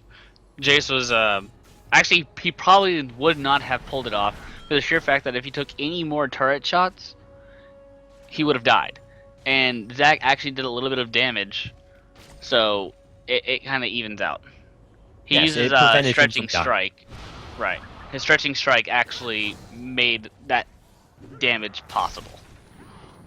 And who expects to get tower dived and leapt on from that angle? Now, granted, coming from that angle isn't particularly surprising, but the speed from the bush based on the elastic slingshot just makes it so much harder to react to than just, say, a Mumu walking out of the bush and bandage tossing. Of course. And don't knock on my methods. Oh, no, it's fantastic. It's just harder to predict. Absolutely. And what we're looking at here is range advantage right now on the AD lane. I know I like to skip around, but the AD carries. Caitlyn has the longest AD carry range. Okay, actually meant to be played as AD carry range in the game right now until late game where Tristana will actually outrange her. So, do you think Varus's all of his skill combinations outweigh the range Caitlyn has in those fights? Or do you think Caitlyn's just going to have the uphanded advantage no matter what? Well, I think it's pretty even. It's going to be dependent at this level of play mainly on the difference between the players themselves and how their supports are doing. The supports play a big factor in a matchup like that, where there are two similar kind of styles, that ranged poke via auto attack or ranged poke via skills, kind of equates to the same, but how the supports follow through on that is really the key on how the lane unfolds. For example, in that fight, Varus was too far back on the gank. He didn't come in and help, and that allowed Caitlyn and Janna to just kill Elise, back up, and then kill Varus when he came in late, as Zach ran out of stuff to do. He ran out of things to do. That's hard to believe. You're Zach. You have no mana, no real resource other than your health. Looks And like he was- cooldown. Well, oh no, cooldowns. Yes. Nonetheless, he was tapped out for the moment, and that left Varus all alone against Janna and Caitlyn. Well, as we're looking at all this stuff, let's go ahead and take a look-see back at the mid lane. We never really fully touched on them, but it looks like Katarina is having a heyday against this Teemo. And as we're looking at this, it's a 3-1 competition right now, each one death. But as you can see, we're looking at a speed item for Teemo here. He's looking to build that Nature's Tooth, but first he's I understand what it's going for. I build it, but it would not be my first item. And against this Katarina, who's got triple the farm double now of Teemo, it's going to be a very painful situation later on for the blue team. Katarina is getting a bit fed, and she's getting plenty of farm, and Teemo is falling behind, which means when these team fights start happening, Katarina is going to be a deadly force to deal with. Already, with the needlessly large rod, is going to be pushing out tons of damage. Absolutely, and that's what Katarina is known for. You have to stop her either early in the game or early in the team fights. But as you notice, there's a trend there. You have to stop her early, otherwise it's gone. It's too late. So what we're looking at now is she already has a needlessly large rod. As you can tell, she is not even afraid of the Teemo. She has regular boots and a health item, and there's no MR. And Teemo is known for being really annoying with his poison. And if you have no MR, that just shows you are not afraid. Zach running into Olaf in the jungle there and absolutely dominating gave Katarina an opportunity to just go in and kill Teemo as well, because Teemo would have no help in that last fight. And once again, just a fantastic result for the red team there. Just being able to pick up 2 kills, finishing off Teemo, and giving this Katarina even more of a lead, and Zach as well. Yeah, Zach's finally getting fully back into this. As you can tell, Olaf has been spending more time farming, but Zach has more map presence, and that actually is worth more than any amount of farm in this game. And Olaf has spent significantly more time dead as well, with 3 deaths to the 1 of Zach, resulting in that only about 7 farm lead. Which is kind of sad, really. Then again, we have seen him pop into lane a few times, but he also keeps getting caught in engagements too. Let me cite earlier when Olaf and Teemo were chasing Katarina into the red team's jungle. Well, Zach was there jungling. He got time to finish the camp, ran in, and fed Katarina that double kill that started her off on this feeding trip. So Olaf has map presence, but he's making bad decisions in that presence. Katarina came bottom to extend her lead and start her roam killing, as she's apt to do about this point in this game. Caitlyn's so very far ahead of Varus, double his farm and kills above, but now is vulnerable due to the lack of the support player to peel for her. Without that peel from Janna, the peel so very strong with her tornado and the slow from Zephyr is fantastic defense for an AD carry with lots of range and a little bit of disengage like Caitlyn. Without that, she's very vulnerable to Elise. Elise, with that stun and the gap closer, is very able to get on an unprotected AD carry. Janna has really been the key in this bot lane in keeping Caitlyn alive against Varus and Elise. And therefore, Caitlyn right there with almost 100 farm to Varus's 45, showing the fruits of Janna's labors. Absolutely. Most people kind of undermine the support. And when I say that, I mean I play support. Everyone kind of plays support at some level. But there's the people who actually play support. Yes, I am support Civ HD. But what we're looking at is, yes, the support is so important. They have to do all the poking, all the pressure, all the warding. They got to make sure you're A-okay, swaddled in a baby cloth, kind of. You are baby Jesus when you are the AD carry, and I'm probably gonna get smacked for that, but I don't care. That's the best analogy I've ever said. Well, they've swapped lanes between top and mid for the blue team. Teemo now up against Jason in the top lane. A much better matchup here for Teemo, who's only 1 level behind this Jace, whereas Katarina 2 levels ahead of Kha'Zix in the mid now. Kha'Zix with a little more escapability than Teemo. Teemo now going to be safer with mushrooms and that blind against Jace's auto attack. Well, didn't matter that much. Teemo almost died right there. Barely got away. But this is hopefully going to give Teemo a little more chance to farm up and catch up in this match. But it's going to give Kha'Zix an even tougher time. Absolutely, and as we're still looking at things here, as of course you've mentioned that Caitlyn has double the farm and absolutely more kills. It's showing as well with the Infinity Edge already being built versus the Vampiric Scepter. You can definitely see where everything's happening at. Whereas you go top lane, it looks pretty even. 1 kill each, about even farm, but you're going to see that Brutalizer come out on Kha'Zix pretty soon. He rushed that tier of the Goddess. He rushed it. I understand, but I would have rather seen the Brutalizer come out first. But as you can see, Jace knows his priorities, and he's going with that Triforce. I haven't played Kha'Zix basically much since he's launched, so I'm not terribly familiar with his current items. Tier is not something I've seen built on him before. Is that a common thing these days? Are you aware of that? Aware of what? I'm sorry, I was reading something. Sorry, tier on the Kha'Zix? I've seen it. It works great, but as I was saying, my priority would be the Brutalizer first into the Black Cleaver.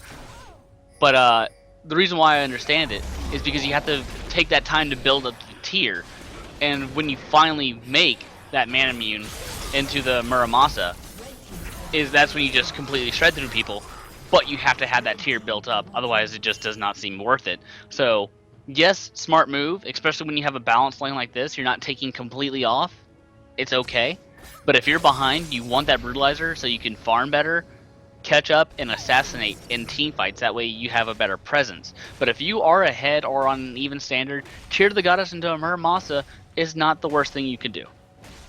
As Katarina is becoming more and more of a dominant force, now 8-2, picking up kills left and right down here. It's going to spell so much trouble for this red team, and they might have to start to build some earlier MR or just get some more health up in order to survive her just coming near them. What do you think is going to be the strongest determination in getting this Katarina shut down and getting blue team back into the advantage in their team fights?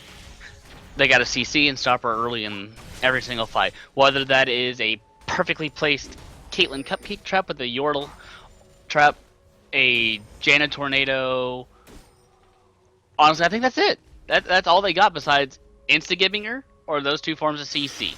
Well, there's or also a- Monsoon from Janna. Yes, that is also true. I forgot about that. Thank you. Her ulti is very powerful for disengaging as well as stopping people in their tracks. As well as so is Exhaust if we're still talking about Janna, because that reduces a lot of the damage. However, most of these engagements have not had Katarina in it with Janna near her, except for this one we just saw, where Exhaust would have been very key. But we did see it go down, so it happened, but as you can see, it was just not enough. Yes. Even under the tower, this Katarina has the Haunting Guys built up already. Not much tankiness otherwise, but her level advantage here is being more than enough to take on these, well, not super fed opponents on the blue team. Now, Loot is doing a fairly good job of keeping the gold totals together. We're only seeing them at a 1.2k gold disadvantage. They're down a tower, which makes up a lot of that difference, but those 5 kills concentrated primarily on Katarina, who has 10 kills at this point, is just getting her very ahead. And every time she's present, every fight is going to be terribly deadly for the blue team. Oh yes, I cannot wait for her to pick up that Leandre's Torment to finish that Haunting Guys. I cannot wait for her Rabbitin's Death Cap that I hope that needlessly large rod turns into.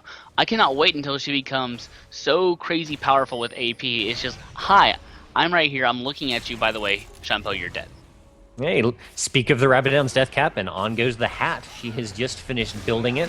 No quite Leandre's yet, but she's got plenty of spell pen between the Haunting Guys and Sorcerer's Shoes that high AP she's going to have now is going to be a terrifying thing. 268 AP at the 18.5-minute mark is, well, as I said before, frankly terrifying. I'm actually kind of scared, even though I'm used to seeing this. Wow, Teemo just now has his Milady versus this Katarina. That is telling you the story of how badly this Teemo is getting beat in the lane. He would have done a lot better going top lane. Amusingly, though, Teemo's 86 farm is exactly the same as the AD carry and support on the other team combined, with Varus and Elise adding up to 86 farm. A lot of it on Elise, making up for when Varus has been dead, just farming up. Another almost kill for Katarina over in the mid lane. Just avoided thank you to Janna's Peel, doing a very good job of consistently keeping her AD carry alive throughout this match. Blue team's just trying to sit here and farm out as best they can.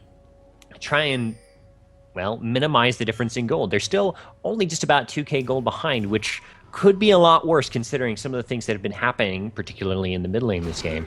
But at the 20-minute mark here, they're down 5 kills and 2,000 gold, but it's not the end of the world. There's plenty of opportunity for this team to get back into this match, and the primary aspect of it is going to be getting some crowd control on a Katarina. A good stun, or at least an exhaust combined with a knock from Janna is going to be pretty key in them coming back in these fights. And that's exactly what we're going to need to see. We're going to see a lot of teamwork come out of the blue side. That way they can come back. And just to touch a little bit more on that, yes, they need to use everything they possibly can to stop this Katarina. However, they've done a great job shutting down Varus in the bottom lane. Elise has been doing very well trying to put pressure, but you can only put so much pressure when you are being pushed on pretty heavily. A few of the times I've gone down and looked at the fights there, and Elise would be putting on the pressure, and Varus would just be sitting back farming, not following up on it at all, and really giving away the advantage that Elise pick gives you. You can't be timid when you have an Elise support. It's the same thing as if you have Leona support or any really heavy kill lane, like a Zyra. If you're being timid and your support is just going and trying for the kills and basically handing you kills on a platter, and you're just sitting back not doing anything about it, you're going to have a bad time. We may be seeing a attempted dragon here finally. It's been relatively ignored for the whole match. Both teams have vision on it, so we will see what they can try to do here. And of course, Katarina probably more than able to hold off several members of the blue team from preventing anything happening.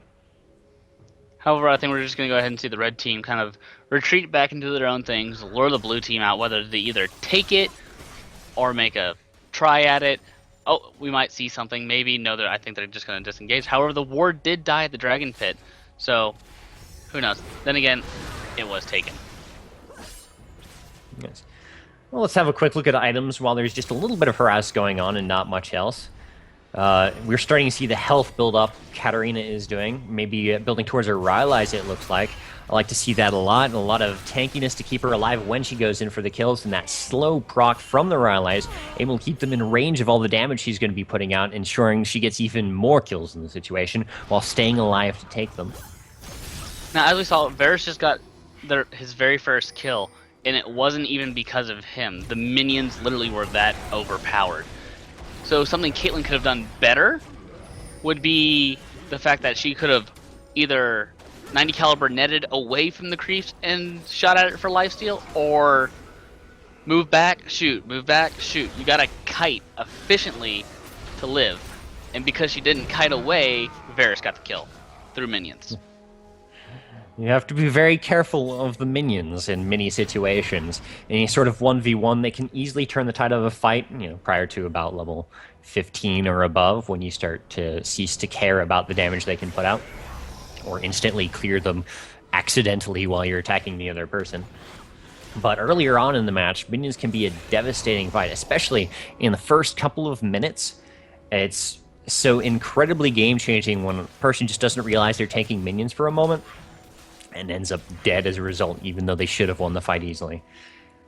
You gotta love that. Speaking of things to love, we're seeing double daggers on both the AD carries. I'm really looking forward to Caitlyn building a Runon's Hurricane, which she is known for doing, especially when it first came out. And the reason why is because it does 3 shots. Each shot counts for her passive headshot. Well, if she sits in a brush, it doubles the counters. So what are we looking at? If she has Runon's Hurricane and is shooting from brush, she is literally doing an automatic crit every single time.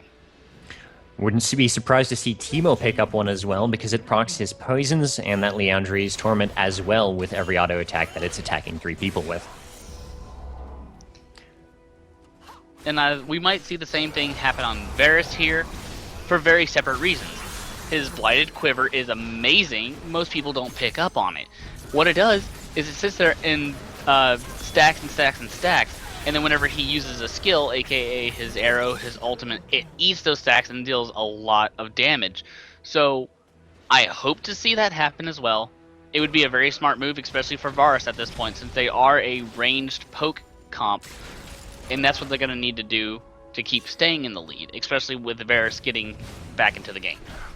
So we just saw a bit of a fight in the jungle, and what resulted from it is Katarina did as much damage as she could, but was focused down as a result. The blue team doing perhaps the very best move they could and focusing Katarina to get that damage out of play. But the amount of damage and tankiness she has let her do so much that enabled her team to just clean up the fight very easily, Jace picking up the triple kill in that fight. What do you think this purple team is going to have to do in this point moving forward? Or sorry, the blue team is going to have to do as a result of this Katarina whenever they get in an engage. If they focus Katarina, she'll still do enough damage to weaken them so the team can clean up, but if they don't focus Katarina, she's going to get a pentakill. Well, if Katarina gets a pentakill, she gets a pentakill, and we get to see a pentakill. But no, what's happening is she's getting really fed, she's snowballing out of control, we've seen this all game. And she's going to continue to do this unless the blue team wisens up and focus her as a team. And as we've seen the majority of this game, they're really not into cohesion. So taking a look at your earlier expectation of Hurricane from the AD carries, it looks like they both built Blade of the Rune Kings from those daggers, and will be going the more lifesteal and, of course, damage the tanky guys route. Absolutely. I like being optimistic and off the wall, though. You can always hope for different things, because you're always going to be wrong, usually. Yes. I do enjoy going for the unlikely options. I'll avoid talking about my builds now, but believe me, if you see me play some normal games, you'll see some very interesting things. Moving on with that fact, I do love the choice of Blade of the Rune King in the situation for Caitlyn, as Katarina, after building her AP up, is very apt to build a lot of health due to the fact that she needs the tankiness to stay alive when she goes in. She's already up to 2,400 hit points and will continue increasing that value as best she can. And Blade of the Rune King is just going to do its best to make up for that choice. Now, do you personally see the tanks on each side, this being Olaf and Zac at this point. Do you see them picking up a Randuin's Omen to counteract this Blade of the Ruin King for each side? I'm not sure we'll see that. From this fight, there's a lot of different sources of damage. There's a lot of tankiness, actually. We're seeing a good amount of both on both teams. Elise is actually very tanky for support at this point in the game and can deal great damage based on her lifesteal and makes every person on her team a potential threat. As you see in that fight, she was in behind the lines, going right in on the squishies in the back while the rest of her team fought up front against the bruisers. And plenty of good damage as a result of that. But I don't think trying to counter one specific item is really going to have great results. Well, speaking of great results, the blue team has an ace now. They did what they were supposed to do. They focused down the Katarina at the very start of the fight, and they prospered. They killed out 4 of them pretty quickly. Jace escaped and came back around to try and pick up a kill, in which he did. He picked up one on Kha'Zix, but the rest of them kind of scattered and foiled his plot.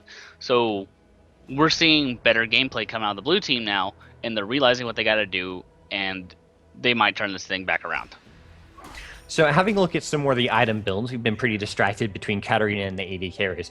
Having a look at Zac is a very unusual build for a jungler in any case. I kind of enjoy seeing that. You have no version of the Spirit Stone or Madrid's Blood Razor on there. It's all AP damage and tankiness.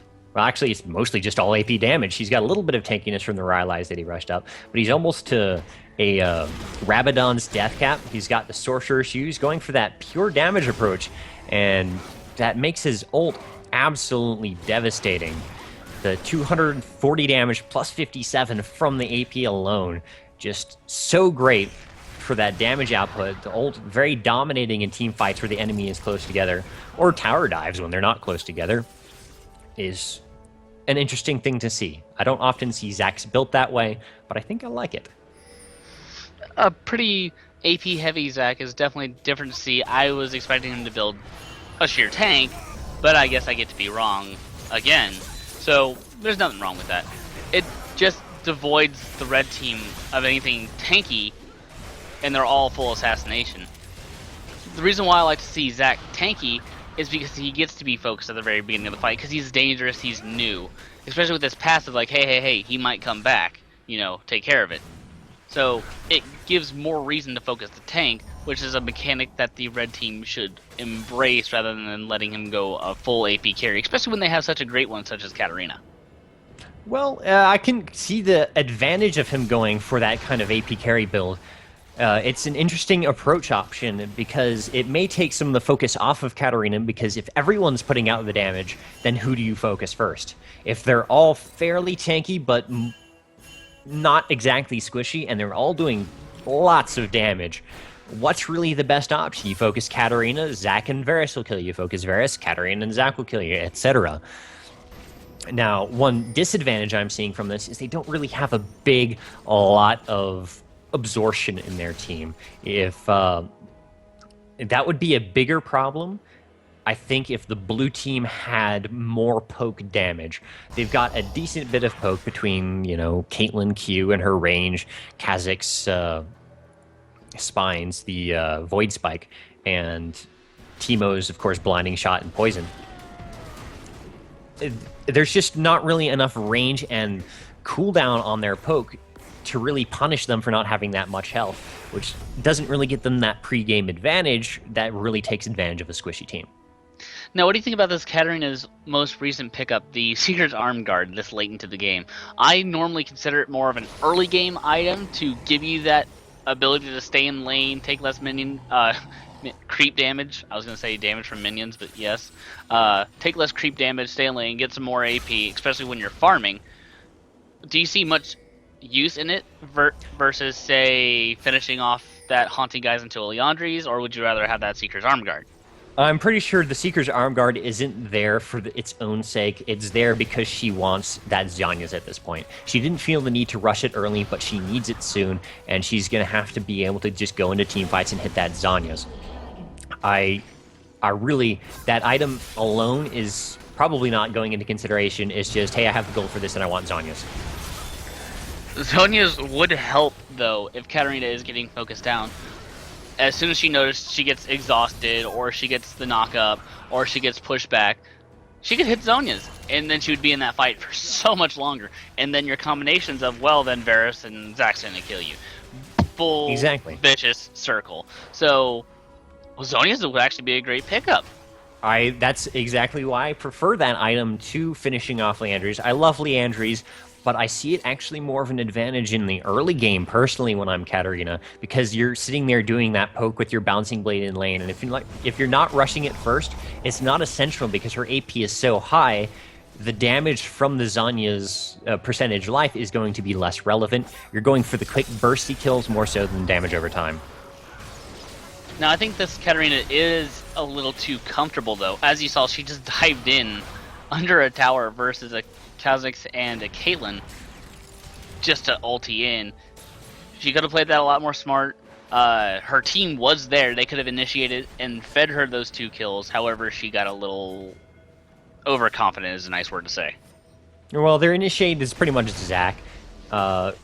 And if he had been closer to a fight, I could see Katarina's move being more useful. But since he wasn't, I have to agree with you. She was a little too cocky there. She went right in. Sure, she got 2 kills for their team for 1, but I think at the amount of kills and assists she has, she may be more valuable than picking up those 2 kills. That's honestly quite possible. Looking at the scores here, you have Kha'Zix with a 6-8 and a Caitlyn with a 7-4. Granted, they are very important to the team's damage, considering they're the brunt of the damage, so it does help, but it does nothing whenever damages from both sides are neutralized. Well, since we're about 30 minutes in, I'm going to go ahead and take a look at the general situation that's going on here. We just hit the 34-minute mark.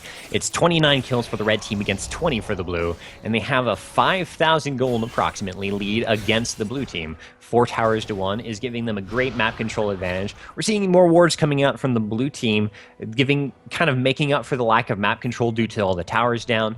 But with the way the teams have been working together, neither of them have really been going heavily for map objectives at this point. Baron's still being ignored despite any amount of team fights that may open up slight opportunities for it. We're obviously, I imagine, going to see a play at it sometime in the next 10 minutes after a team fight, or perhaps to provoke a team fight. As you see, Elise going ahead and pink warding the dragon up to start preparing for it. I have the uncanny ability to foresee things exactly 2 seconds after they happen. I am very impressed. Speaking of things I'm impressed with, Teemo's noxious traps, his mushrooms, I'm not impressed with. Look at the layout in the mid lane. Yes, you are well defended. You could have placed those at different intervals and acted as wards, as well as ways to dissuade people from coming to gank you, whether it be the flanks and the 2 sides where you see right there by the tower he's at, or it be further in the jungle, the ramps into the jungle, in the river. Those shrooms actually give almost the same radius as a ward. It's a lot shorter, but you still get constant vision. So they are wards, and you can put them in uncanny positions. You can put them somewhere no one's ever going to touch, and you have free vision until that thing dies. And if you really want to defend the lane, just don't put it where the minions are going. Put it off to the sides. All 4 of the opposing guys came on the sides when they were approaching that tower to finish it off, and they hit 1 mushroom, and the minions hit the other. Minions didn't matter in that case. I'd rather have the damage on the champions. Absolutely, especially with the slow it does. Its built-in slow is really nice. They are stuck there for a little while, which means you can poke them down with your move quick and your blinding dart, plus your poison dart. So you're just doing a lot of damage to them. And they're running away because it's a Teemo shroom. Looks like there's a little indecision on the purple team here, trying to decide if they want to take Baron or this inhibitor first. May be able to get both, but taking the inhibitor first will give time for the blue team to respawn and possibly contest the Baron if they go there next. Well, a Baron play would not be a bad idea, especially with the inhibitor going down right now. However, I'm going to see them sticking around a little bit more and poking down another tower, which would see the ping. I have your same uncanny ability to tell the same things 2 seconds after. Exactly. I've seen in most games, teams have a lot of difficulty deciding after winning a big fight like Purple Team did there, whether to go for the Baron buff or to push the base and get to the map control. I've always a little preference towards attacking the base, getting an inhibitor if you can. An extra tower after that is especially fantastic. I much applaud their choice in that situation. But a lot of teams have difficulty deciding which. Both are legitimate choices. Both give different advantages. If you take the Baron buff, you have a better advantage next time you try to initiate a fight, but you find that the enemy team tends to turtle up a little more and you're going to have to fight on the tower more likely. If you take the base, that gives a better opportunity for you to take Baron next. It ensures that their base is being pushed upon and gives you even more vision as whenever that mid lane pushes up and ties up minions near the double towers at the nexus. That means your two side lanes are pulling out and you get vision all across the lanes. All 3 lanes you have vision on, plus your wards in the enemy jungle where they should be at this point, where purple has none and blue has several. When you're advanced with this inhibitor, you really have to be warding that enemy jungle so you have vision literally everywhere, because your minions give you your lane vision and your wards give you their jungle vision, and then you can just take Baron and know if they start coming, you can turn around and kill them. That sounds pretty sound. Another sound thing would be, as they did, you push through the inhibitor, you get the inhibitor, and then you go around and attack the tower like they did. And what that does is it causes a panic in the opposite team. They're too worried about what you're going to do next. They probably know you're going to go Baron, but at the same time, that's when the first wave of super minions are arriving at the doorstep, is after you make your move, kill the inhibitor, go around, attack somewhere, make yourself scarce. By that time, the super minions are almost to their base, so they're worrying about defending the base rather than an objective. Now, what we've just seen here from the blue team, them picking up the Baron, is a direct result of them having plenty of wards and purple not. They knew the way was clear. They managed to push out the mid lane, and purple was leaving them alone going B and buying. So they're like, okay, well, let's pick up this Baron and try to equalize this next fight. Zac, of course, going in with his amazing ult there to break the enemy lines, giving the opportunity for the rest of his team to really pick up after that fight. And that is where the strength of Zac being around to lead before Katarina goes in to get the kills comes to an advantage. Of course, at this point, it's not just Katarina getting kills. The whole team has a lot of damage at this point. And I think that was their entire purpose. As you can see, the Revenant Death Cap is on Zac, and as we said, he's just building to be a second AP carry just through the jungle. It works. We're seeing it work. Then again, I believe it's more teamwork than him individually. Now, there's one fantastic item I want to point out here. If you look at Elise, she's got Haunting Guys built up, and I wouldn't expect to see anything less than the Leandries later on if she has time to build it. But how often do you see a support build that? Not much, and I gotta love seeing it. Oops, should I not be doing that? Whenever I support, I always build into a second carry, whether it's an AD support, which is very rare for me, or an AP support.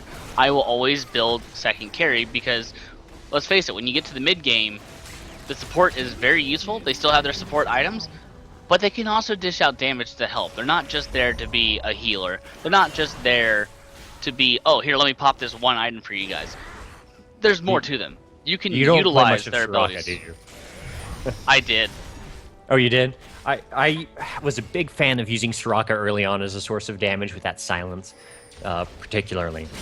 But later on, it's just so hard to maintain the amount of money you need to work with her low scaling that oftentimes something just as simple as Rylai's for your source of damage is often the best choice. And having that tankiness to not instantly die in fights is a surprisingly coherent thought process, to be honest.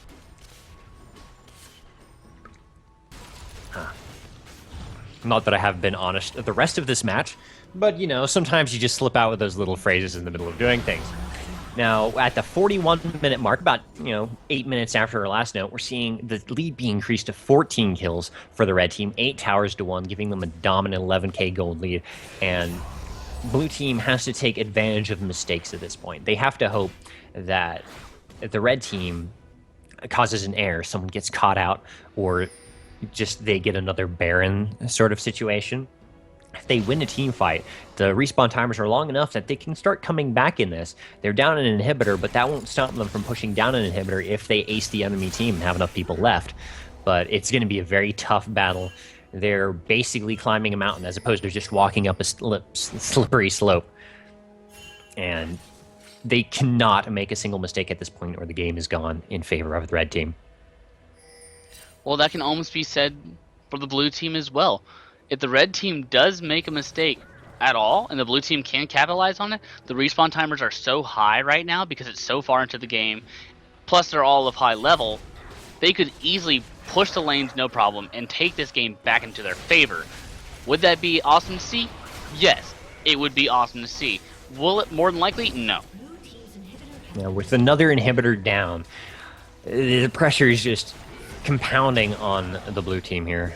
Zach going right in, but they're too close to the double tower to really follow through on that. But they're trying. They're keeping the pressure on, and they're going to soften down these towers over time. Yes, and that's a really good thing to do. Also, another thing would be to go ahead and push the tower up top and push its inhibitor for double super minions, something we don't see happen a lot because not a lot of people are focused on it. It's not a huge objective to pull off, but it is nice. It helps with pushing all the lanes, and it makes your presence on attacking the base that much more. Well, having one of those Nexus towers down and keeping the minions trapped at the Nexus means that the top lane is going to push itself anyways, which makes it a perfectly viable option to just ignore it and let the minions take care of it, which is almost going to be dealt with. It looks like blue team may have enough time to save the tower here. Well, Jace came back to make sure that didn't happen, but the inhibitor is not going to go down on its own since they've had time to clean up the base. But this basically means the red team has free run of the map. They can do whatever they want as long as they keep a little vision near the enemy base in the jungle to see anyone sneaking out. They can take all of the jungle, they can take the map objectives, Dragon What's Up, whatever, as long as they want to until they're ready to initiate on this last tower and win the game. As long as they do it before both those inhibitors come up, because if those inhibitors come up, that resets the tower's health. It won't bring back the other one, sadly. That would be kind of nice. But it would, if they don't do it before the inhibitors come back up, they have to do all that pressure again. And the blue team is very sustainable now. Oh, the errors. So they can sit there and they can take the fight. Plus, they're right next to the fountain. If they have home guard, they literally just touch the fountain at the very center and bam, full health, full mana, plus speed to come back to the fight, and it really puts the red team at a disadvantage. Well, here at the end of the game, or near the end of the game at this point, unless something very unusual happens in favor of the blue team, I'm having a look at the support builds here, and you see Janna going with the traditional wardy / somewhat tanky support that most of the peel or sustain supports go with, and Elise having a very kill build with Rylai's and Leandri's Torment finished up. Still with the wards, only the standard sidestone instead of Ruby, but has plenty of capability to get in and participate in the fights. Janna is going to have a lot more trouble doing that aside from just using her crowd control. And here we may have the last fight. Katarina getting caught out, and this is the kind of mistake the blue team needs. Watching that Katarina just go in all by herself and give her life to the blue team's cause. Not the best thing to happen for the red team, but I don't think there's going to be enough pickup after it in order for this game to really make a comeback. They didn't manage to turn that pick out into an ace or even 2 or 3 kills where they can push out. They just get a little more time to defend and farm and hope that they have another opportunity to make something happen. Well, there's always opportunities, and at this rate the game is going, we are just now hitting 46 minutes, and this game could still literally go either way. It looks in favor of the red team. I still believe red team's going to pull this off, considering it's 1 tower to 10. You're almost at the point of no return with the 10k gold lead. You have 14 kills. The farm's actually starting to flip-flop a little bit. The red team is picking up on it. And as you can see, Caitlyn still has a huge lead over Varus in every respect. So, blue team looks very good when it comes to the stats of their individual play. However, the red team is a lot better as a team, and that is showing in the game. Now, Baron is back up, so we're going to see a play at this very soon. Now, there's a very dangerous situation here for the blue team. They look like they're going for the Baron, but if they do this and red team knows about it, they've got that ward there. If blue team sits and tries for that Baron, red can be like, okay, you can have Baron, we'll just kill your Nexus. Or alternately, they can come fight and have a good chance of winning the fight at Baron. So blue wisely backed off in that situation and is looking to make something happen first. Well, we're seeing this in the team fight that's not really happening too much. The red team is making major plays, and we're going to go ahead and probably see this being the last push of the game. Yes, 3 kills almost instantly in that fight as Zac ults right in on Caitlyn. And just completely unable to do anything about it. Caitlyn just trying to survive and put out a little bit of damage meant that that team fight was over before it started. They're spending some time going around and killing inhibitors when they could just be pushing up this tower here. I guess that's all right, but they have plenty of tankiness to just win the game if they wanted to. Yes, they do, and that's what I was not understanding. I don't understand the importance of that inhibitor versus that tower, especially when there was only 2 of them alive. However, it's going to pull off for them just fine because none of them resurrected and the game is over. Victory at 48 minutes and 2 seconds for the red team with a commanding 19 kill lead at the end there, 11 towers to 1 with a 12k 0.5 gold advantage.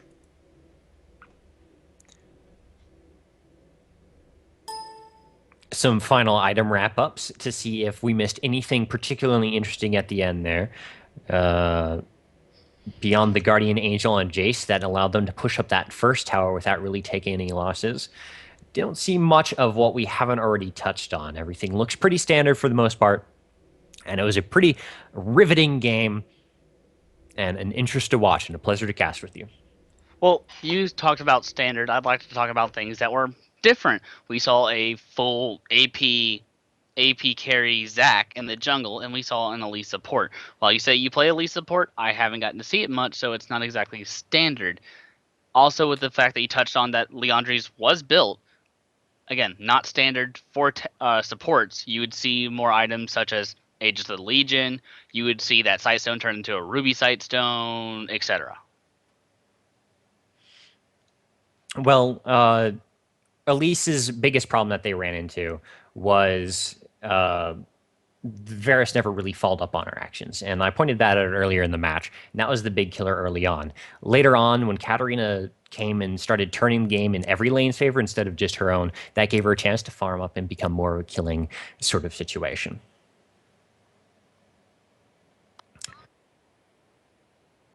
Okay, there we go. Now I'm unmuted. That, ladies and gentlemen, is going to be it. I'm going to cut the both of you off here. You both have a lot to review in this Skype call.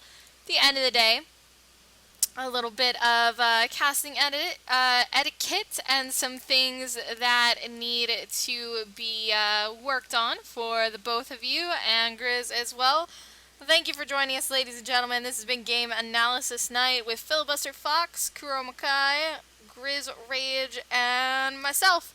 And we will see you guys tomorrow night or later today. Remember to follow us for all of our updates and yakety yakety yakety yakety yak. Say bye, guys. Take care. Have a wonderful night. Say bye, Malphas. Really? You typed it? You asshole. Bye, He guys. says bye as I narrate in his voice. She doesn't even ask me to say bye. Say I bye, was Azaraki. here. Bye.